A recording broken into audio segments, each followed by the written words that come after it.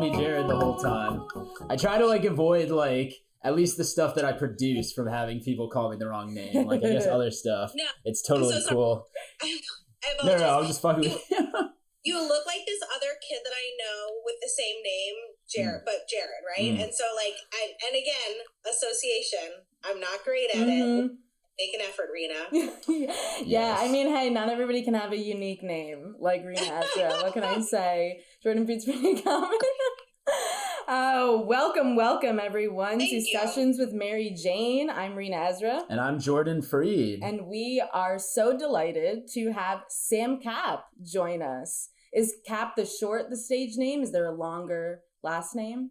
There's a longer last name. Are we recording already? We are. We sure are. Drop it. I don't know if I'll drop it for the humans. Oh, but there is a longer last name. Yeah, that's a sneak peek now. Now people will always be wondering and they'll never know. Yeah. Because you don't want people to look you up. Yeah, you don't want people to find you unless you want them to. I don't know, y'all. I don't want you to look me up. Don't stalk me. Yes. That's right. Don't do that. It sucks because like I've been doing comedy now like 9.5 years, and like when I started, like maybe Jared Freed existed, but like I'm using my real name and it's like now there's a Jared Freed and there's also a Chris Freed, and it's just like damn, like at this point I probably should just change my name to something crazy at this point because there is no name recognition anymore. At least you've shortened your name to a fake name, and then when you shorten it to a fake name, then all of a sudden you can't overlap with other names unless somebody else went to that name. I like how it rolls off the tongue. Yes. Sam Kap. It's just quick. Yeah. Short Sharp. and quick. Yeah. Unfortunately, a lot of people have the name because there's a lot of like Samuel Kaplans out there, and they also go by Sam Kap. You know, it's a shortened version of a lot of people's name, right? Like Colin Kaepernick goes by Kap as well. Like there's a lot of people who shorten their name to Kap. So, and unfortunately, if you try and like search me, you definitely find Colin Kaepernick stuff. Like there's nothing about me. No one cares about me on Google. Oh darn it! So you've alienated a lot of your conservative crowd by just going with that stage name. Before we get too far into this also... Yeah, your challenge for today. You have to name whenever, we just do this to have along, with the podcast during our conversation, shout at any time, list as many vegan food brands as you can. And we will, whenever you want. We have people who have different, numbers on their list for their different categories. So whatever you do, you'll be a winner. I love that I'll be a winner no matter what. Should I start going right now? Oh, it's your strategy, baby. You can, just to let the viewers at home know, like, Brendan's not here today, but Reena and I are especially excited about this episode because we could just talk vegan shit for like 3 hours straight. Yeah, but go ahead. We're not the people who shove it down people's throats, though. We just do it because we like it in our lifestyle, but I don't know about you, Sam. You could go ahead. I promise I'm a super cool vegan. I don't shove it down anyone's throats or anything like that. Okay. I like let people do what they want to do, and I do what I want to do. And you judge my food, I don't judge your food. Yes. Am I doing? I need to know the rules. I'm like a bit of a type A. That's fine. Camera, a bit of a type A stoner, so I need the rules. Are we doing 60-second time? What's happening? It's the full length of the podcast, so you decide when you want to end. You list as many as you want when you're done. Yeah, so our conversation podcasts usually go, an hour. And of course, we're not doing an hour of listing things. It just whenever it pops up in your head, because of course we want to ask about you and want to know more about you. So when that conversation, we'll just, be your train conductors and take you on your route. But you can intercept whenever. Did that answer? It's very fluid. It's very, there's not a lot of rules here, and that's fine. It's weird. It's jazz. It's weird to have a Sessions with Mary Jane podcast and make it very stringent. You know what I'm saying? As a stoner, I do like my rules, though. Yeah, no, I get it. Definitely. Not everyone likes their rules. So I'm like, tell me what to do, and I will do it. I'm such a sub. I'm like an assistant. That's what I do. I'm like, tell me what to do. It's fine. I'm like ready to shout out brands at you. Yeah. Yes. Yeah, go for it. You got that. Oh, I can do it now. Yeah. No, I see. You're going to time me when I start going. No, it's not a timing thing. It's literally like over the course of an hour. Because some people don't smoke weed, so this is like a hard task if they don't smoke weed. I already love how this is starting. We have so many. We gotta get this out of the way. Let's get it clear, people. It's not timed. It's just as many as you get on your list. It's, quantity, not... Some people struggle with doing task high, so we were like... Let's give people a challenge too, because that might be comedy. But you're probably going to be really good at this because you're a stoner extraordinaire. Hopefully, but now did I jinx myself? Because I'm like, oh, I got this. And I'm like, oh shit. All right, should we do this? Yes. What's your first one? The people who do work at dispensaries have been the best and have gotten the highest numbers. So it is a correlation between how much high you can take. I see. This is a numbers game. Yes. I'm just list off the most. Doesn't matter what the most is. No one else is listing off vegan items. Correct. I'm just trying to do the most. The most. It's a personal challenge. It's an open category. Oh, yeah. I'm into this. Beautiful. These are. After we're done this, I'm gonna write you down your process list of what this is. I'm gonna send you back your game and be like, okay, here's how your game works. Tell people the rules. We need the rules. All right. That's helpful. We appreciate it. You can tell I've been at work too long today. I'm like, okay, here's your feedback for the day. Review. All right, I'm hitting you. Impossible, Beyond, Tofuti. I always say that one wrong. Daya, I'm going to say them all wrong. So far, so good, right? That's how I pronounce these. Daya? I guess that's how I say it. Right? It's like Zendaya. Yeah, I like that. She should do a commercial for it. Right? Yo. Where she lays on a pizza. We've got Just Egg. We've got Black Foods. We've got Kite Hill. We've got... Wait, I'm going to keep going. I've got this. I know, you're going to give me 10 seconds till you buzz me out. All right. We are back from technical difficulties. So you are on a good 1, 2, 3, 4, 5, 6. So you have 7 so far. That was a good streak. But I was going to ask a question before you continue, because I know you had like one pop in your head. But what was your introduction to a vegan lifestyle? Oh, such a good question. I went vegetarian first in college. This was like 12 years ago, a long time ago, in maybe 2010. And I was very interested in taking it to the next level for veganism. But at that time, there weren't all of these lovely brands that we just listed off. There was Tofuti, there was Daya, the hardest two to say. I think I nailed them.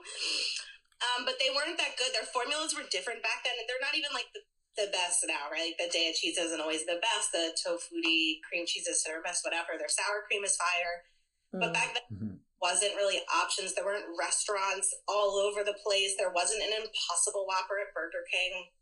So it was much harder to do veganism.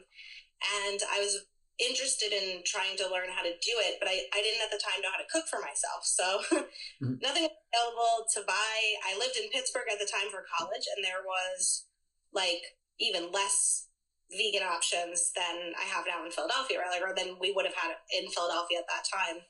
Right. And so I had a friend at the time who was a really good cook and a really good baker. And she knew all the vegan tricks.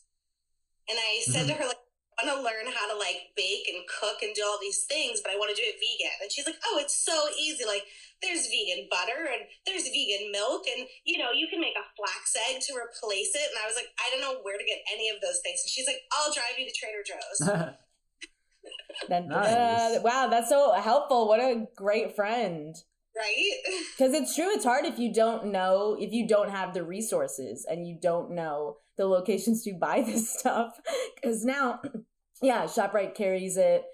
There's a new grocery store opened by us called Mom's Organic Market or something like that. Yes, love Mom. We haven't been there yet, so I'm very excited to see. I'm very excited to check it out. It's also... sorry.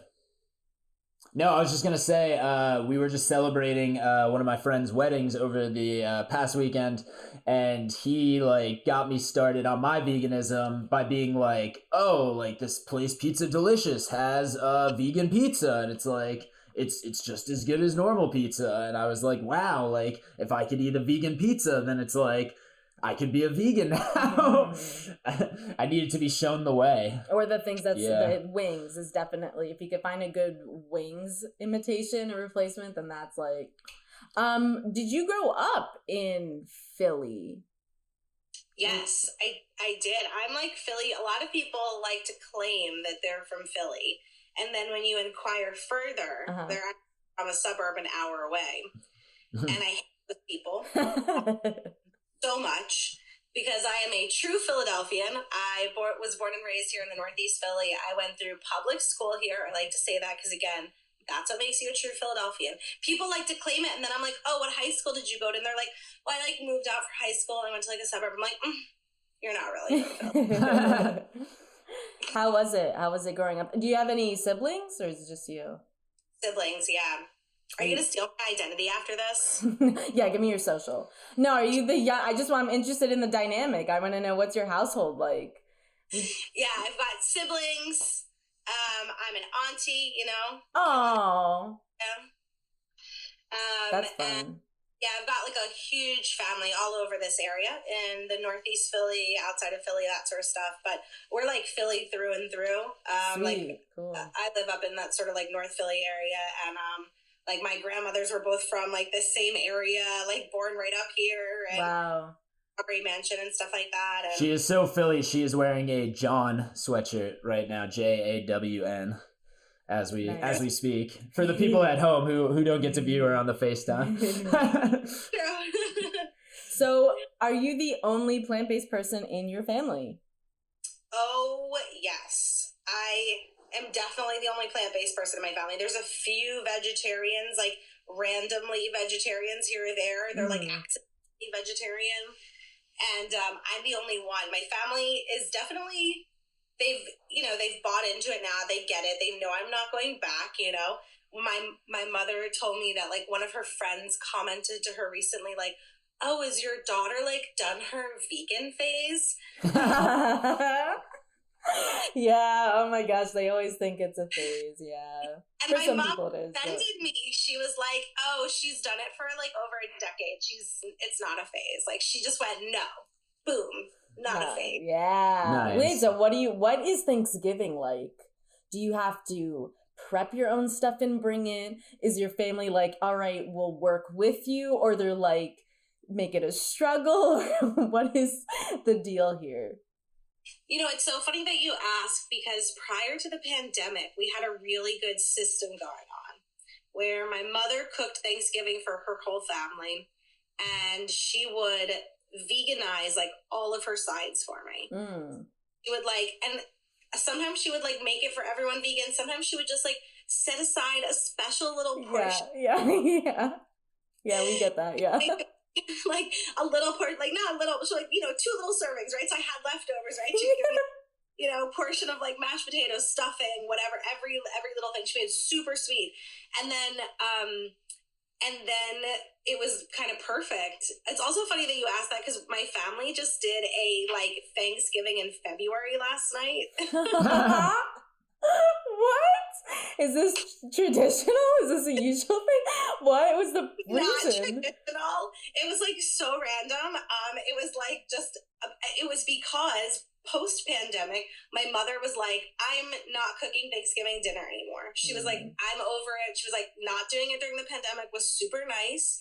She was like, that was a lovely break. She was like, I stand on my feet for 3 days. She's like, my back hurts, my neck hurts. Nobody says thank you. She's like, I'm done. She's fair. That's fair. So she said no mas, and she's not making us Thanksgiving anymore, I guess, except for last night. She just used to do it for like 30 people, so she doesn't want to do that anymore. Wow.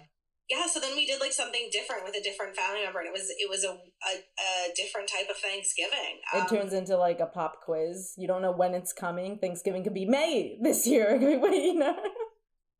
Yeah, now our new tradition, right? We'll be like, I guess we'll have like a small family Thanksgiving. Maybe you started a trend. You could have totally started a trend. Yeah. It's a thing. It's yeah, claim it and it shall be. Yeah. Thanksgiving in February. It's like Christmas in July, but better. Love it. Love it. What did you go to school for? Did you go to Pitt? Where did you go? I did. I went to Pitt. Yeah, I did. I went to school for sociology. Nice. Ooh. Got a certificate in American Sign Language. Ooh. Whoa. Do you remember it? Yeah. That's awesome. That's very useful because everybody listens to their music too loud. It's so useful for an audio podcast. I'm going to be very sad when my hearing goes when I'm like 50. Oh my gosh. Yeah, I know. I always because I like love EDM music. I've been like so many concerts, and I'm just like, oh yeah, my eardrums are definitely shot. I mean, in the past 2 years, I haven't gone anywhere, so I'm like, maybe they're finally getting better, but it doesn't seem like it. So yo, EDM, love that. Yeah, and all kinds of concerts. I'm like hippy dippy. Like I was like old school Deadhead, festival babe back in the day, and then sort of transitioned to like a lot of like EDM stuff in recent years. But I'm still a Deadhead hippie girl at heart. You were also in Mac Miller's Pittsburgh as well. Yeah. You went there in probably the peak of Mac Miller. I guess I did, but I guess it was also like Wiz Khalifa, so I don't know if it was Mac Miller too, where if they were doing their thing at the same time, but it was Wiz. Wow. Everything was Wiz because he had just Black and Yellow while I was in college. Yeah. And everyone in Pittsburgh, you know, it was very small town, and everyone in Pittsburgh would like claim that they knew Wiz. Like, oh, Wiz and I went to high school together. Me and Wiz used to work at ShopRite together. What is his real name? I don't remember. Yeah, let's dox Wiz Khalifa. No, it's on his Wikipedia. Right, yeah, I don't know. I'm not claiming to have been his best friend. But yeah, people, and then like people always claim they knew any celebrity. Like at that time too, it was I'm like a big RuPaul's Drag Race fan, so at that time it was like season 4 of RuPaul's Drag Race, which Sharon Needles was the winner, and she's from Pittsburgh. Alaska Thunderfuck was on, you know, very well known now, but wasn't well known at the time, and then was on, you know, season 5 or 6 or whatever later. You know, was like still performing locally like all the time, and everyone be like, I know Sharon Needles, we used to work at Party to City together. Like that clout. His real name is Cameron Jibril Thomas with a Z, by the way. This is his name. In case people who are listening, they're like, I really need to know when I'm driving. And all right, we're back. Anyway, Wiz Khalifa. No, anyway, RuPaul. All of those people. Everyone knew everyone back in the day, right? Everyone was like, I know Wiz, I know Sharon, I know Alaska, we're BFF, like blah blah blah, blah. And nobody knew them. Yeah. What would you say growing up in Philly are the main cultural things that shaped you and your comedy? Oh, I know it's a very vague question, but no, it's a good question. I mean, growing up in Philly, I think is really unique. For sure. Other places, anytime you grow up in a major city, it's like a unique experience. Yes. That's very than most people experience growing up in a rural area or suburb or wherever. I don't know where else people live. That's how Philly I am. But yeah, very unique experience, and it gave me a lot of perspective on things, and there was so much culture that we got to be grateful for. You know, when I went to college, everyone I went to college with sort of had the same sort of story of, oh, I'm from a small town in the middle of Pennsylvania, and what I grew up around was Christian and conservative and white, and this is what our lives were like. Yeah. And not what I grew up with at all, which I was lucky, you know, to grow up in Philly. I also went to middle school at a magnet school that was like downtown in Philly. So I got to, as a kid from like 10 to 13, travel from the Northeast Philly, like an hour into the city, like on the buses in the L. Yeah. And go all the way down to the city at like 17th and Spring Garden. And then I got to get such a unique experience of the city life, of the culture that it has to offer, and of really what is different about Philly than other places. Yes, absolutely. Absolutely. Absolutely. So when did you start doing comedy, and how long have you been doing comedy for? I started comedy in 3 years ago. I don't know what year it is. 3 years ago. So 3 years, okay. that I am currently taking a mini pause, a break. Okay. Breath. Yeah. Recharging. I haven't retired because no one hired me, so I don't need to. I don't need to put in a 2 weeks notice. Yeah. But I'm just focusing on other areas of life right now. Comedy takes up so much of your life and so much of your energy and everything that you're doing. Sure does, yeah. So I sort of took a lot of the things I've learned from comedy, and again, not never doing comedy again. Still gonna keep doing it. Mm-hmm.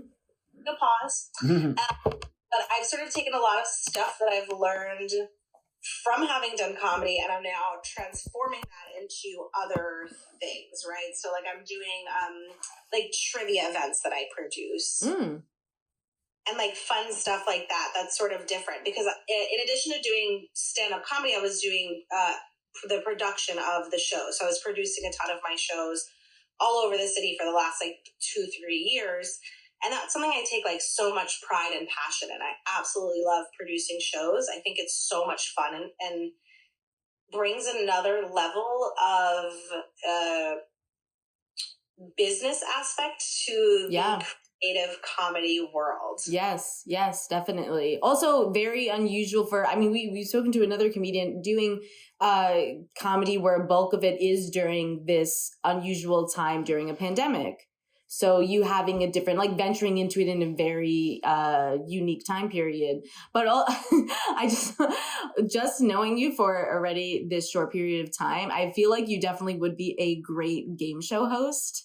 Like, producing your own, I feel like you do have that personality where it is like total sense of humor, comedic, but very fun to watch and enjoyable. And it could be whatever. The show could literally be whatever. But you have, just the way you carry yourself. Yeah. Thank you. You see me. Thank you. It's actually been like a secret dream of mine to be a game show host. Like, there's certain things that I'm like, I would only want my comedy career to take me to like 2 places. One is like a game show host. 2 is like a guest judge on RuPaul's Drag Race. Like that, right? That's just the best. They must have the best time. People who are in either of those categories. Right. Yeah. Exactly. I want to have fun. Like, I don't know if you watch Supermarket Sweep with Leslie Knope. Obsessed. I do not. I will put on my list. No. And I said Leslie Knope, but I meant Leslie Jones in my brain. But I didn't even register that. Isn't that Parks and Rec? Yeah. I'll bring the vibe down for a minute. Parks and Rec. I had COVID last month and it gave me brain fog, and now I keep mixing up names of things a month later still. Is that crazy, you guys? Wait, how long did you... Oh my God, I'm so sorry to hear that. No, I'm just letting you know because it's crazy. Anyone who has it out there, the brain fog, that shit is fucking real. Because like I'm a stoner, so like I know what brain fog feels like, and I am usually on point, okay? Yeah. I'm type A. I'm really on point usually. And then it's been like a month now and my brain is still like slow to process things and like catching up on things and like mixing up words and not able to like bring up a word that I want. It's so weird. Anyway, oh man. So please just know, I won't make any more puns, but please just know. I'm so sorry. I will never do that again. But please just know. Don't apologize. Also because I'm dumb and a stoner, but it's for one reason is the COVID brain fog, and then 2-3 is stupid stoner. But the COVID thing is that's just a very real thing that people don't even know how long lasting the effects are. Yeah. Anyway, so I'm gonna mix up names. Don't judge me. Yeah, don't judge your Jared.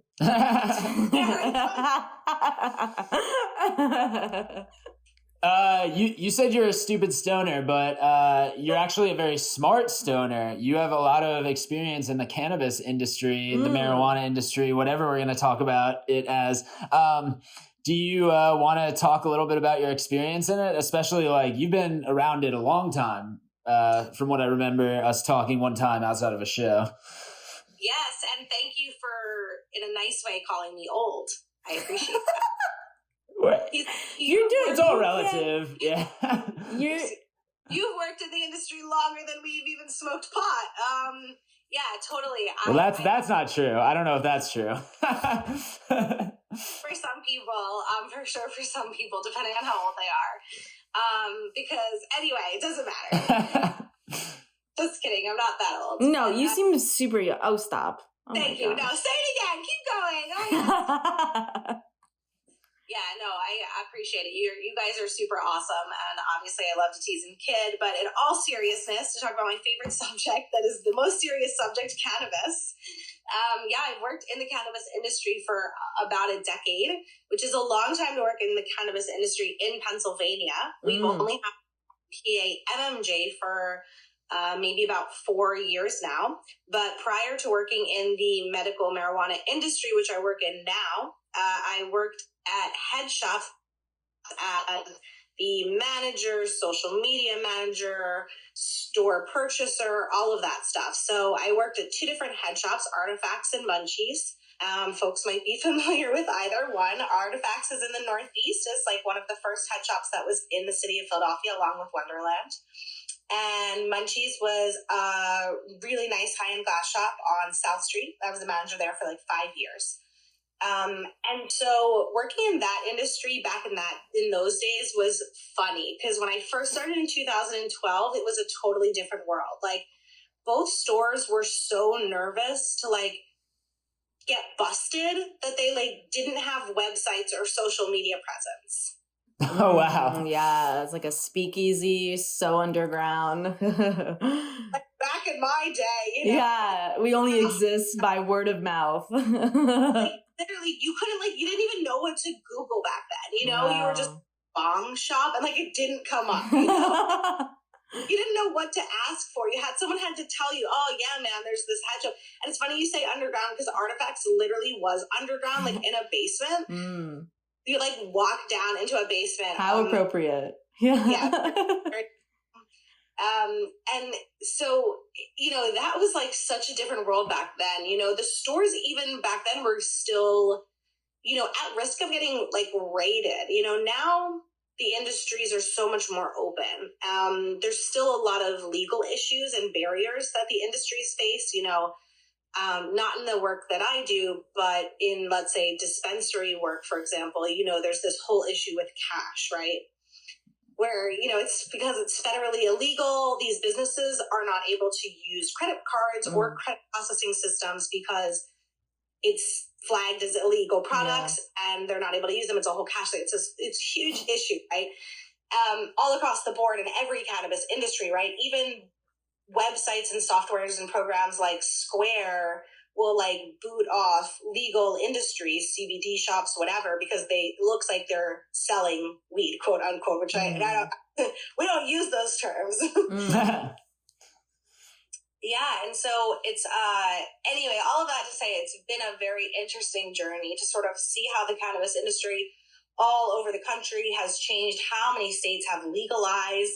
You know, in the last few years, I never thought we would see Pennsylvania medical marijuana. That was just like, never thought it was going to happen. I was like, if I ever want to work in the, you know, legal industry, I'll have to move west. I'll have to move somewhere else. So now I work as a doctor's assistant for a practice that certifies patients for their medical marijuana cards. Okay. Wow. So, maybe should we include a link in our bio of that? Is that something you do? Yeah. For sure. Yeah, for sure. That's like only for folks who live in PA. So unfortunately, we don't do any folks who live in Jersey or any other legal, medical states like that. Not yet, though. We're looking into getting into New York and maybe New Jersey at some point. Okay, expansion. Yeah, but yeah, we're like a really small practice here in Pennsylvania. It's called the MMJ Advocate Doc, and it's an all like women run practice. So it's me, 4 women doctors. So really badass. I love that. That sounds fabulous. Like it. Wow. How is it? So you've can you talk a little bit about the differences working for men in the industry versus women in the industry? Oh my gosh, yeah. Such a big difference. Well, some differences are small. No, I'm just sorry. That was a terrible dick joke. Joke. reminds me of doing comedy. Joke brings me back.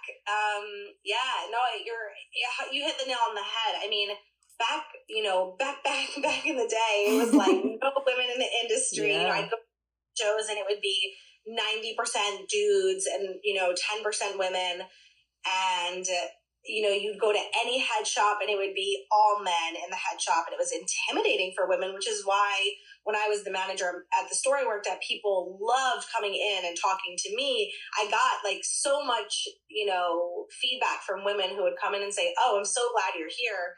I hate going into the other stores. The guys treat me like shit. They talk to me like I'm dumb. They make me feel bad about not knowing everything. And it's not comfortable. And it's like a bro space and fest. And it's not like made for us." And of course, I always made everyone feel really comfortable, but especially the women, fuck the white dudes. I just, they were our bread and butter. I was super nice.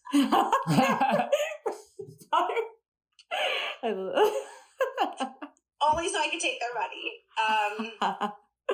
So I can get their But I mean, it was just very different. And even being a woman working in the industry, like in the head shop world, people did not respect me. People would come in and be like, "Oh, where's the manager?" And I'd be like, "Oh, I'm here." And they'd be like, "Oh," and they just like didn't want to talk to me as if because I had, can we say breast and vagina as a yes program? Yes. Curse, right? I've already cursed, I think. Yes. I don't remember, but it's allowed. It's sort of like because I have tits, they were like, "Oh, you obviously don't know anything about getting high. How could you even have ever smoked pot? Have you even heard of cannabis?" It was very much that. And like obviously at that point I had worked in the industry for so many years and I was quite knowledgeable on I always tell people, like, I am not a cannabis specific expert. I am an expert in a couple of things. Like I'm an expert in like how to use your cannabis. Yeah, true. A cannabis, like I'm not going to be like, and here's how you grow it. Like I don't know how to grow it. I don't know how to do. That's not I don't know anything about that. It means nothing to me. It's not my world.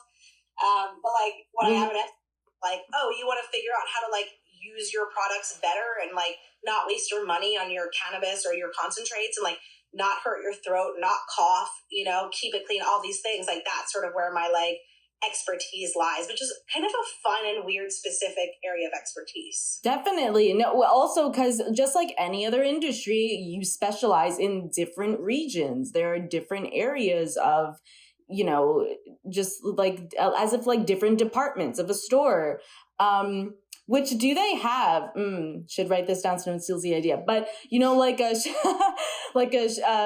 show kind of like, oh gosh, what is now I'm blanking on my name, or something like Parks and Rec, right? But let's say it's just a bunch of women working at a cannabis shop, or it could be a dispensary, or it could be a medical. You know what I'm saying? Is there a show like that? Well, Weeds was Mom's, right? I think. What was it? That was an illegal situation. Weeds. I don't know. I don't really know the show. No, I don't. Did you see Disjointed? No. What is Disjointed? No. Now I need to be educated. Your stoner cards are being removed. Rescinded. Where is this? What is this? It had 2 seasons. It's not coming back. It ended. It had 2 seasons on Netflix. It was with, and now I'm going to mess up everyone's name, so bear with me, bitches. I'm also notorious for that, COVID or not. It had Kathy Bates in it as the star, and I think she was the only like main person. I love Kathy. Am I mixing him up with someone? I might be mixing him up with someone. someone. On Netflix. When did this come out? 2018, 19, maybe. They run a dispensary. It's like about them running a dispensary, and it's sort of filmed in like a weird way that takes a minute to get used. I think it's filmed in like sort of like a fake studio audience type way. Okay. Or maybe there's a real studio. I don't really know. Is there a laugh track? I think there's like a laugh track, and it's kind of like jarring, right? Because like when's the last time I heard a laugh track, right? I don't know. When is and also like they def don't need it. I think there's laugh track. Although listen, I watch a lot of stuff, so like don't take my word for that. Besides the laugh track and the sort of studio audience, bright lights, sitcom feel, it's really funny and really well done, and just has a lot of unique perspectives of the cannabis industry. Did this get a lot of press? Why do I feel like this is so hidden? How could we have possibly missed this? I don't know. Oh, the other people who are in it now, I'm remembering, the names are all coming back to me. The other people who are in it are Chris Redd and Betsy Sodero. So Chris Redd, I love Chris Redd. Yeah, he's on SNL. So like super funny people. I dressed up as them last year for Halloween. Oh, that's fun. But yeah, it's just a really funny show. And if you especially have working like yourselves in a cannabis space, like doing this sort of cannabis podcast and everything else that you do, like you're going to find it really funny because it's us in our world and everything that we experience. That sounds fabulous. Yeah, I'm trying to watch more like insider stoner humor. Like I'm tired of all of this like, oh, I'm so fucking high. Like, oh, it's so funny that we got really high and did something stupid. Like I want to like watch comedy and like films that are like actually like the stoner experience. Yeah, well, I'm so disappointed in myself. One thing I leave from this podcast is shame. Great. You're shame behind. What is the highest you've ever been? Ooh. Oh, wow. And have you been super high on the job? On every job, yeah. On every job I've ever had. But to the point where it was like unmanageable, where you're just like, oh no, panic attack. I don't get that way. I wish I could. I wish I would. Why would you ever wish that? I wish I could get to that level. The last time I got to like a level where I was uncomfortable was about 6 months ago, whatever. And I made edibles. Someone had given me oil. It's always an edible. Always an edible. And I made, because I had used it and I thought, oh, it's cute. I tried it. So I used like the same amount. I thought, whatever, who knows? And I put a little bit, I was making tacos. So I made medicated tacos because I like to make weird shit, like fuck a brownie. Don't hand me fuck who I'm not eating. Yes. Brownie is going to be shit. And guess what? I tried it 15 years ago and I hated it then. Anyway,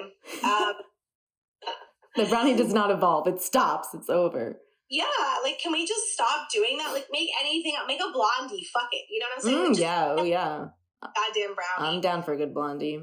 Yeah, so I like to make savory things with cannabis butter. Keep it weird and stuff. Yeah. So I made these tacos, and so I put it in my, like, taco mix. And so, I eat these tacos, and all of a sudden I get, obviously, like, just higher than I'm by myself, and I'm just here alone thinking I can handle it. Because as I said, I never get too high. Like I all day every day. Like I didn't think there was that level. And all of a sudden, the walls are breathing, and I'm like, oh fuck, I'm about to start hallucinating. Yeah. I know what's about to happen. Yeah.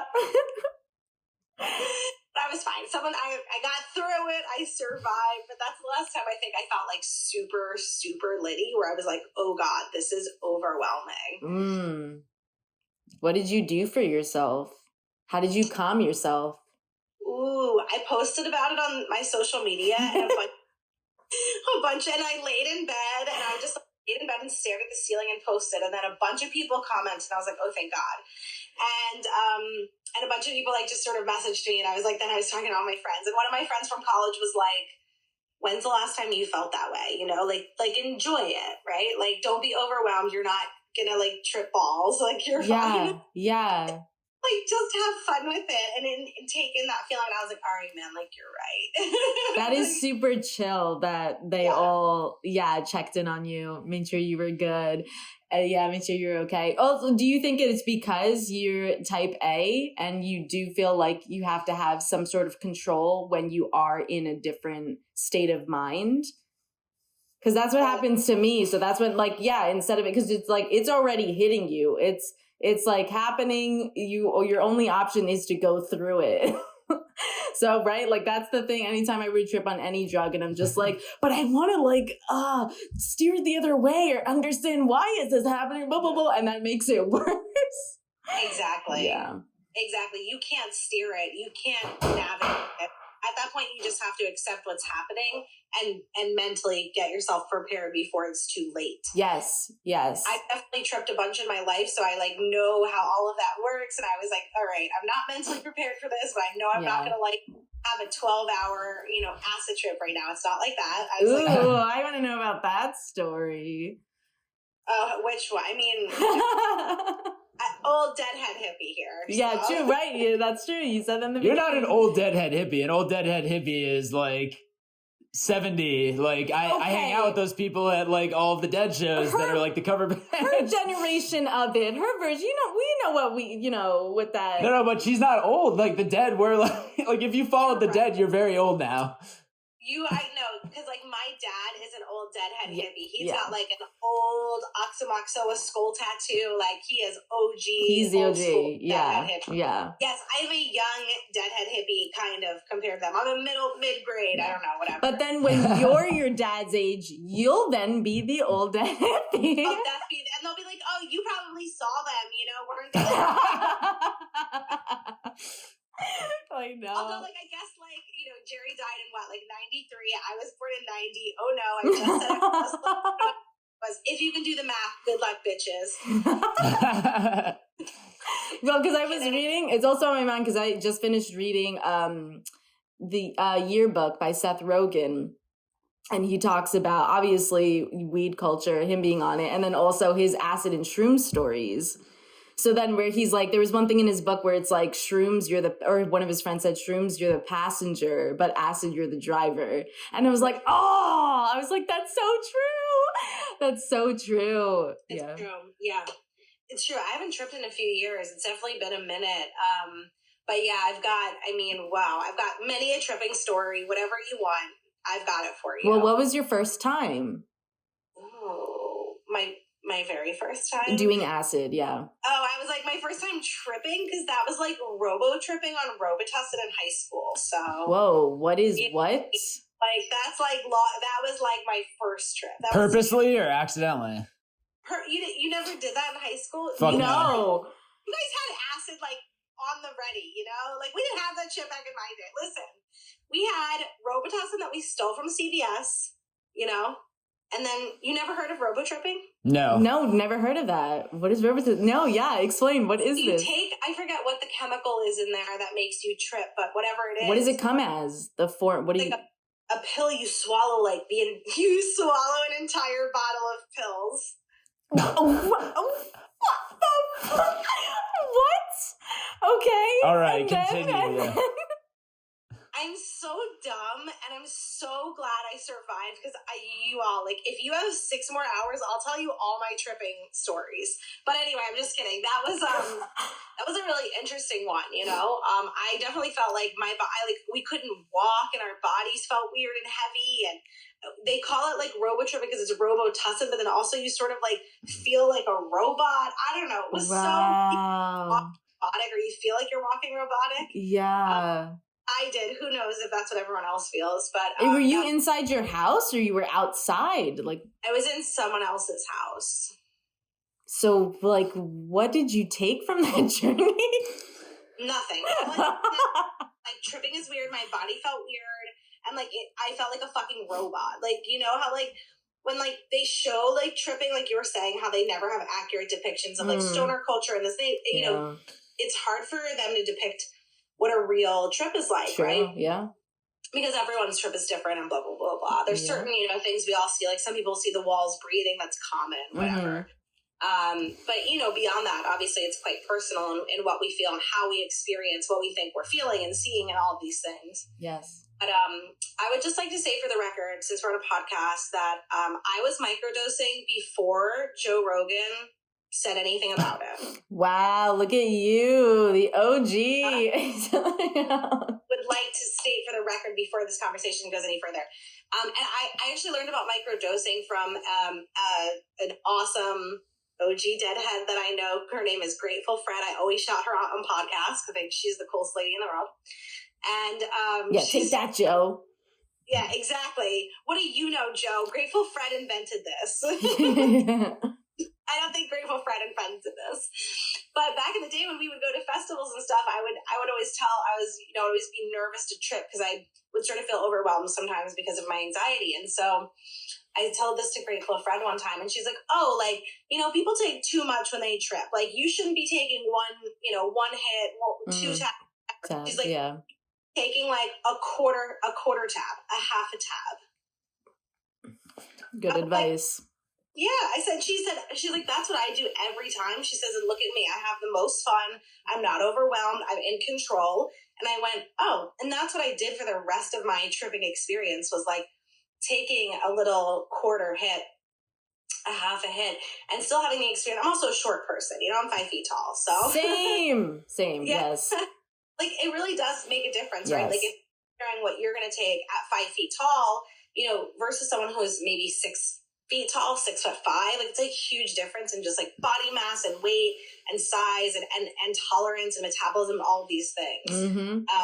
And so, we can't I think the biggest mistake a lot of people make is saying like, oh, just take a hit, take 2 hits, take an eighth of mushrooms, take 2/8 of mushrooms, you don't need that much, you're first doing it, and it can be really overwhelming. Yeah, even if it's the second or third time you're doing it. I mean, if your goal is to it's also mindset. If you want to go in positive, have an enjoyable time, then people, who do have the horrific nightmare story deters them from ever doing it again. And it's just like based off of, that's how your mind learns, like base it off of past experience. So yeah, it's wild how much like going a little bit over an eighth of shrooms like fucked me up compared to just like, oh, this whole bag of like chocolate cones is an eighth altogether, and there are 6 of them. So you could take one of these, see how you feel, and then take another. And it was just the most magical experience at a concert as opposed to like a nightmare experience just by going this much over what people say is like okay. Yeah. But it's fascinating though, because like mushroom, it just grows out of the ground. And it can do some wild things. Also, like reading a lot of the mushroom stuff, something they talk about a lot, like evolutionarily, is just like the fact that like psychedelics, people forget about where they got it and like what happened to them. And like when I was in a really bad trip, like all of a sudden I was just like, how did I get these shrooms? Like what's making me feel this way? Like why am I feeling this way? And I'm just like, oh, but I got shrooms, but are they bad shrooms? And I'm just like, but how could they have bad shrooms? Like they just have the only shrooms, And then like you go down the wormhole and it's just like, oh boy, did he go down the wormhole? Yeah, nah. I thought he was in hell. I was in a bad Grateful Dead song. Oh my God. Hell in a handbasket. It's hell in a bucket. It's hard. It's really scary and overwhelming, especially if you're not ready for it. And we think with acid too, like, oh, I'm taking one tab of this paper.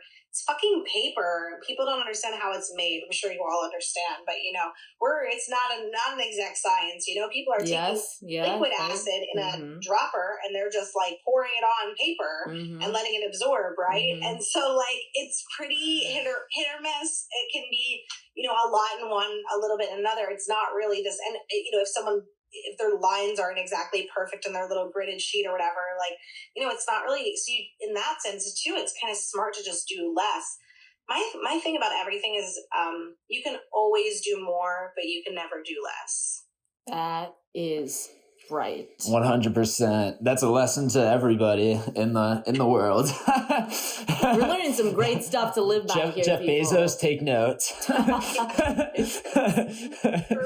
That's for many years of partying, that's my drug advice, my pot advice is like, you can always do another dab. You can always do a third dab. You can't go back if you take too big a dab. Yeah. That's also just, with your like mental health also, like it takes a long way to get back from like putting yourself in a bad headspace. But like if you're always trying to say like kind of like neutral at a lot of times, then it's harder, I think, to like get yourself to these massive peaks and valleys because you're just like, oh, well, like every day I'm not going to take this too much. I'm just going to be like, I am here. I'm going to go one day at a time, as opposed to, oh my gosh, the last 7 weeks have been the worst 7 weeks of my life. And it's all falling in on me right now and there's no way out of it. Yeah, exactly. It's just mindset. You have to be also like acid's 12 hours. Like to come. I mean, so long. It's long. Like, which I enjoyed acid. I really enjoyed acid. But you're right. You got to do it right. I am just going to swing in here. Remind you that if there is any vegan food brand you want to add to your list, let's do it. Okay. Follow your heart. Good one. And then the other one that's hard to pronounce, Miyokos. Oh yeah. At that one, we probably have. You have to just put on an offensive Greek accent. I'm always failing at that one. Pamela's. Hue Chocolates. That's all I got right now. That's good. That gets you at 11. So what are the best vegan spots in Philly? Ooh, yes. Ooh, okay. My number one vegan spot in Philly, which you've been to. The GOAT. Yeah, is Monster Vegan. I'm obsessed with Monster Vegan. Their food is so fucking good. They have this just absolute delicious, like, vegan chicken. It's made from tofu, so it's made from goodness. And I swear you would never know it's made from tofu. All of their food is just so fire. What kind of cuisine is it? They have, like, it's like American Italian. So they have, like, pasta dishes. They've got, like, sandwiches. That's good. It's absolutely delicious. And fries, vegan mac and cheese balls, everything's vegan. It's so delicious. Like, truly one of the best places that popped up in the last couple of years. And people are sleeping on it if they haven't tried it, because it's some of the most amazing vegan food I've ever had. No, it was really tasty when I went there for a show. So yummy. R.I.P. to V Street. Yeah, R.I.P. V Street. Veg is still around. Veg is great. Charlie Was a Sinner is great. Bar Bon Bon, all of those are, like, super lovely. There's, like, a few places that are, like, omni places, but yeah, those are some of the best vegan spots in my opinion. It's definitely a good vegan city. Definitely a good, like, young people city. I know you keep saying you're old, but I'm not that old. I'm just kidding. Yeah, no. You're so young. But they're, like, it is the type of place where you could have a live comedy audience every night. Like, you can see live music every night. You can see a drag show every night. You can see whatever you want to see any night. And I think that breeds a lot of good art and a lot of good food and cool people who are vegans. You're 100% right. Yeah. Like Sam Kap. Exactly. Well, before we close out, I'm just going to ask if there is any more you want to add to your list. If not, we're going to put please let people know where to follow you, find you, what to look for in the future for you. Also, all of this will be in the description as well for the podcast. But yeah, shout that out. Thank you. Yeah, again, thank you both so much for having me. Super fun chatting with you. I appreciate the opportunity, space, and platform. Folks can find me on Instagram and almost every platform at Sam Kap Comedy. Kap is with a K. That's K as in kite, Sam Kap Comedy. And I also have my own podcast on all streaming platforms, Sam We Are Podcast. We talk about cannabis, we talk about veganism, Philly, a bunch of other cool things. We have a bunch of unique artists on. We've had a bunch of people in the cannabis world. You folks are going to have to come on. We've been trying to schedule. Yeah. Make it happen. Got to do a home and home. Yeah. We're trying to make it happen. But yeah, we have had a lot of really cool people in the cannabis industry who have come on. People like Chelsea from Puffco. If anyone's familiar with Puffco, they're a cannabis vaporizer company. Folks from Lefa, Keith Villa, who, founded Blue Moon, who now makes cannabis-infused non-alcoholic beers. Just a lot of really cool, unique guests. So you can find that on all platforms and YouTube as well. And again, thank you both so much. Thank you. This has been absolutely wonderful. And yeah, everybody just stay tuned for more that LNH Studios has to offer and bring. Look up latenighthump.com, lnhstudios.com. Find us. Yeah.